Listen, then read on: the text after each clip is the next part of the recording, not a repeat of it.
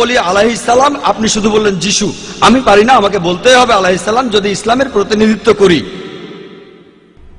যদি আমি এই আলাইহিস সালাম শব্দটা না বলি, আমাকে বের করে দেওয়া হবে। অনভিজ্ঞ লোক এটা করতে পারে, আমাকে বলতেই হবে আলাইহিস সালাম। তাহলে সেই মুসলিম আসলে মুসলিম না, যে ঈসা আলাইহিস সালামকে বিশ্বাস করে না। আমরা মানি যে ঈসা আলাইহিস সালাম হচ্ছেন আল্লাহ সুবহানাহু ওয়া তাআলার প্রেরিত রাসূল। বিশ্বাস করি তিনি অলৌকিকভাবে জন্মেছিলেন কোনো পুরুষের হস্তক্ষেপ ছাড়াই, যেটা অনেক আধুনিক খ্রিস্টানি বিশ্বাস করে না। আমরা মানি যে তিনি আল্লাহর আদেশে মৃত মানুষকে জীবিত করেছিলেন। আমরা মানি যে তিনি আল্লাহর আদেশে জন্মান্ধ কুষ্ঠরোগীদের সুস্থ করেছিলেন। মুসলিম আর খ্রিস্টানরা এখানে এক। তবে আমি জানি আপনি কি বোঝাচ্ছেন। আপনি যখন বললেন যীশু খ্রিস্টকে বিশ্বাস করা, তার মানে কি বুঝিয়েছেন? যে তিনি ঈশ্বর, তাই না? ওনার মাইক্রোফোনটা অন করেন। যিশুকে বিশ্বাস করা বলতে কি বোঝাচ্ছেন? নবী হিসেবে বিশ্বাস করা? যিশুর এই কথাটা বিশ্বাস করি, আমি সত্য আর জীবনের একমাত্র পথ। এ কথার মানে কি? এর মানে যীশু খ্রিস্ট হলেন ঈশ্বর। ভাই এবারে বাইবেলের উদ্ধৃতি দিলেন, জনে আছে এই কথাটা। আমি আপনাকে রেফারেন্সটা বলছি, রেফারেন্সটা আমি বলছি, সমস্যা নেই। রেফারেন্সটা কি? জনের 14 নম্বর অধ্যায়। আপনিই বললেন। অনুচ্ছেদ? আমাকে বাইবেল দেখে বলতে হবে। জনের 14 অধ্যায়ের 16 অনুচ্ছেদ। ঠিক আছে, 16 নম্বর না, 6 নম্বর অনুচ্ছেদ, 16 নম্বর না। সরি মিস্টার নায়েক, আমাকে বাইবেল শেখানো লাগবে না। আমরা আপনার ভুল ব্যাখ্যাগুলো শুনে আমাদের ওয়েবসাইটে সেটার উত্তর দেব। ভালো কথা। ভাই আপনি উদ্ধৃতি দিচ্ছেন, আপনার ব্যাগে তো বাইবেল আছে, তাই না? ব্যাগ থেকে বাইবেলটা বের করে দেখেন। এটা গসপেল অফ জনের 14 নম্বর অধ্যায় 6 নম্বর অনুচ্ছেদ, 16 নম্বর না।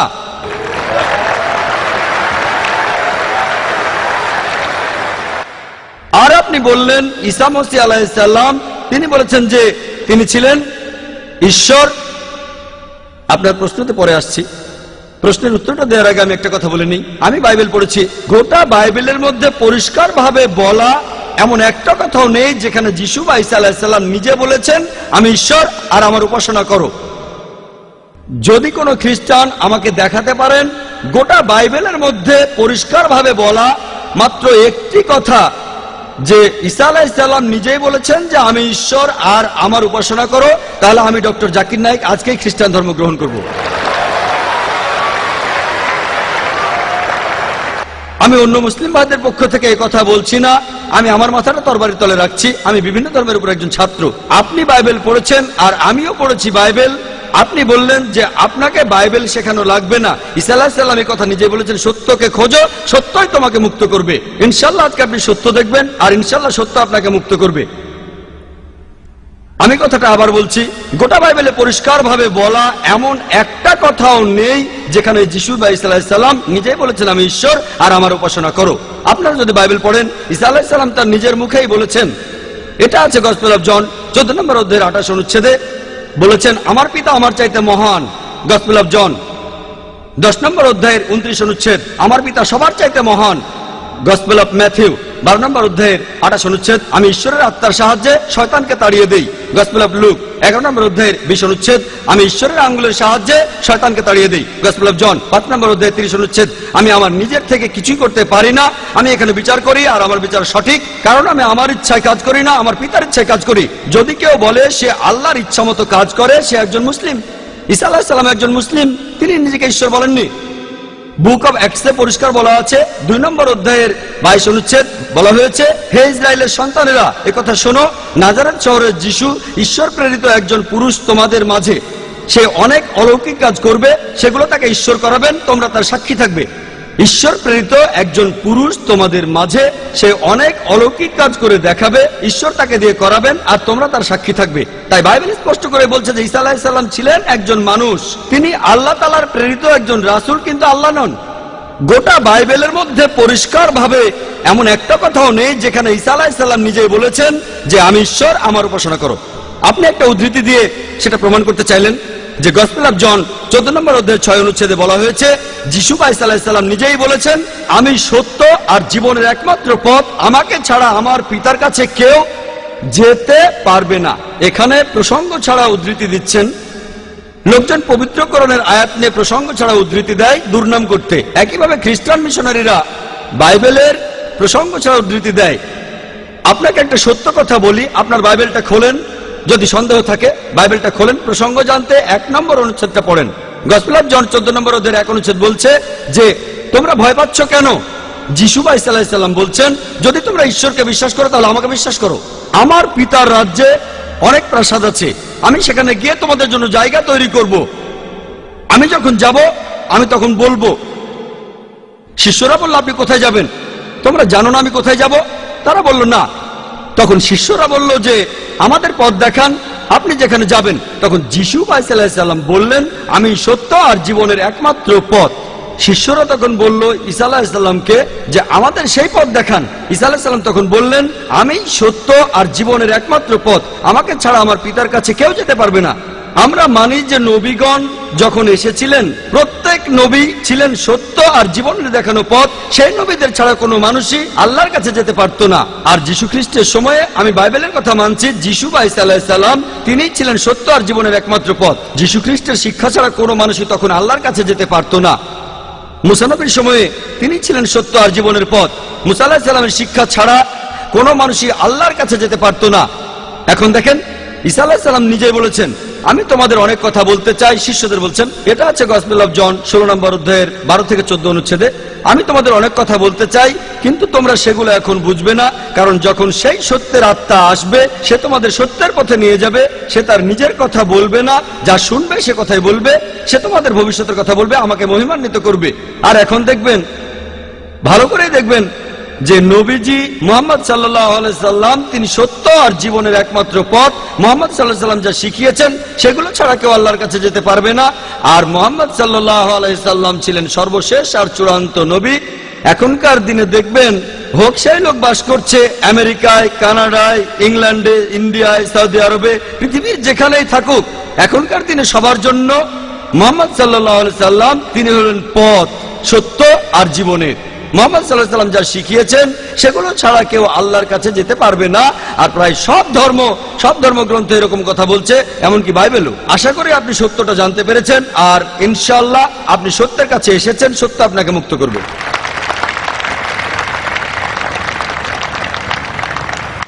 স্যার, আমার নাম এল রবিশঙ্কর শ্রীধর। আমি বর্তমানে বিইডি কলেজের প্রিন্সিপাল হিসেবে আছি। আমি অন্য ধর্মগ্রন্থগুলো পড়েছি, যেমন বাইবেল, কোরআন, হাদিস ইত্যাদি। এছাড়াও আমি মুসলমানদের নামাজ পড়ার নিয়মও শিখেছি। স্যার, একটা হাদিস বলা আছে, নবীজি সাল্লাল্লাহু আলাইহি সাল্লাম এক সিরিয়ানকে বলেছেন যে ধর্ম বদলানোর দরকার নেই, আর তুমি কালিমাও বলো না, তখন প্রয়োজন ছিল। তবে এখন দেখি যে পৃথিবী অনেক বদলে গেছে, আমাদের সামাজিক অবস্থান বদলেছে, এছাড়া আমাদের সমাজও বদলেছে। আর একটা ব্যাপার জানতে চাচ্ছি, এমন কি কোনো রকম ছাড় দেয়া আছে যদি কেউ ইসলাম পালন করতে চায়? আমরা জানি ইসলাম ধর্মের কিছু ব্যাপার ফিজিক্সের মাধ্যমে প্রমাণ করেছেন বিজ্ঞানী ক্যাপরা আর স্টিফেন হকিং, যেমন সময় আর বিশ্বজগৎ কিভাবে সৃষ্টি হলো। এখন আয়নাল হক, আমি খোদা, এই টাইপের ধারণার কোনো স্থান আছে? 5 ওয়াক্ত নামাজ পড়লাম, ধর্ম মানলাম, এরপর আমরা অন্য সময় কি বলতে পারি যে আয়নাল হক? এটা কি মানতে পারি? আর ভাই প্লিজ একবারে একটা প্রশ্ন করেন, হাতের সময় কম, এই প্রশ্নটার উত্তর দেই। প্রশ্ন করার জন্য অনেকে দাঁড়িয়ে আছেন। ভাই, আপনি প্রশ্ন করলেন যে তিনি একটা হাদিস জানেন যেখানে নবীজি এক সিরিয়ানকে তার ধর্ম বদলাতে বারণ করলেন। বলেন। যে তুমি বলবে না লা ইলাহা ইল্লাল্লাহ বাজারের মধ্যে, তাকে মারা হতো। ভাই, আপনি বললেন যে নবীজি এক লোককে বাজারের মধ্যে লা ইলাহা ইল্লাল্লাহ বলতে বারণ করেছেন, না হলে তাকে মারা হতো। আমি জানি না আপনি কোন হাদিসের কথা বলছেন। একটা হাদিস বলছে জোরে আল্লাহু আকবার বলো না, লা ইলাহা ইল্লাল্লাহ না। এটা বলা হয়েছিল কারণ যুদ্ধের সময় তারা লুকিয়ে আছে আর শত্রু আসছে, তখন জোরে আল্লাহু আকবার বলো না, কারণ তাহলে শত্রুরা টের পেয়ে যাবে। বাজারের মধ্যে না, যুদ্ধের ময়দানে। আরেকটা হাদিস বলছে জোরে বলো যাতে অন্যান্য মুসলিমরা উৎসাহিত হয়, তাই পরিস্থিতির উপর নির্ভর করে। নবীজি একবার বলেছেন যুদ্ধের ময়দানে বলো আল্লাহু আকবার, এতে মুসলিমদের সাহস বাড়বে। কিন্তু অন্য সময়ে যখন লুকিয়ে আছেন তখন জোরে বললে শত্রুরা টের পাবে। তাই এক এক পরিস্থিতিতে এক এক রকম কাজ। আপনার প্রশ্নে আসি, ইসলামের পাশাপাশি অন্যান্য জিনিস মানা যাবে কিনা, যেমন সক্রেটিস বা অন্য কারো কথা বা কোনো বিজ্ঞানীর কথা। এছাড়াও আনাল হক, ইসলামের পাশাপাশি অন্য বিষয়ের ব্যাপারে বলি, যদি সেগুলো কোরআন আর হাদিসের বিরুদ্ধে না যায় কোনো সমস্যা নেই। যদি সেটা কোরআন আর হাদিসের সাথে মিলে যায় সেটা আমাদের মানতে হবে। সেটা হতে পারে যে কোনো বিষয়, হোক বিজ্ঞান, ভূগোল বা ইতিহাস, হোক হিন্দুইজম, খ্রিস্টান ধর্ম, ইহুদি ধর্ম। যদি সেটা পবিত্র কোরআনে উল্লেখ করা থাকে তাহলে সেটা আমাদের মানা ফরজ। যদি সেই কথাটার উল্লেখ কোরআনে না থাকে আর কোরআনের বিরুদ্ধে না যায় সেটা মানতে পারেন মুবাহ, ঐচ্ছিক। কিন্তু যদি সেই কথাটা কোরআনের বিরুদ্ধে যায় সেটা হারাম, সেটা নিষিদ্ধ। এই তিনটা হতে পারে, তিনটা ফলাফল পাবেন। আপনি বললেন যে ইসলাম তাওহীদে বিশ্বাস করে, 5 ওয়াক্ত নামাজ। ইসলাম আনাল হকে বিশ্বাস করে কিনা? আনাল হক নিজেকে আল্লাহ দাবি করা, এটা শিরক, এটা তাওহীদের বিরুদ্ধে যায়।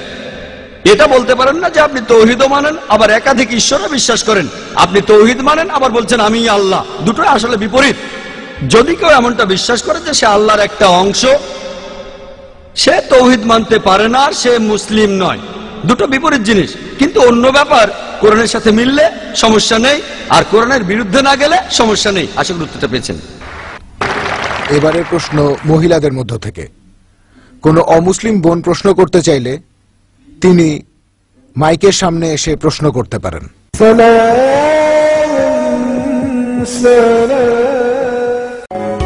বাবা, ইউ আর রিয়েলি গ্রেট। তোমার সিদ্ধান্তই সঠিক। সন্তানকে আইআইইউসি ঢাকা ক্যাম্পাসে ভর্তি করে আমি নিশ্চিন্ত। আপনার সোনামণির জন্য মাল্টিমিডিয়া পিসির আরও উপহার, সহজ কোরআন শিক্ষা, মাতৃভাষায় কোরআন শিক্ষা, সহজ উপায়ে নামাজ শিখি, সহজ উপায়ে পড়তে শিখি, আনন্দের মাঝে পড়া শিখি, ছোট্ট মনিদের ইংরেজি শিক্ষা ও আকর্ষণীয় ডাবিংকৃত কার্টুন অনাথ শিশু সিম্বার গল্প।